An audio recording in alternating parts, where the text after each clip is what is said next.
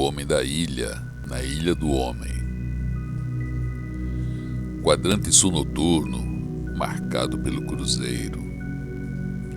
Lá longe no mar, o tempo faz um banzeiro. Faz frio de zombaria, ventou o dia inteiro.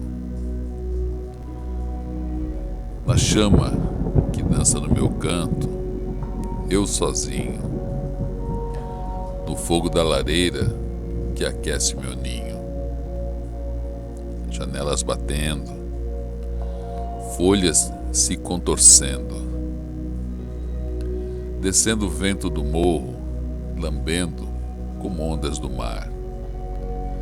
Deixa triste na lembrança de quem se deixou ficar.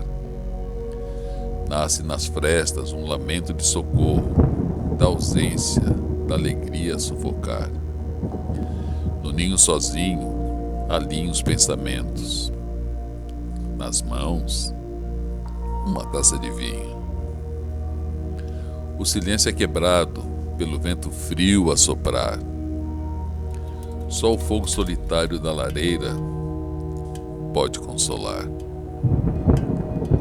Na ilha do homem, na noite fria de vento intenso, na vastidão tão solitária quanto esse mar imenso, no fogo que clareia o encanto, a alma congelada num canto, se cobre no fogo da lareira, seu manto.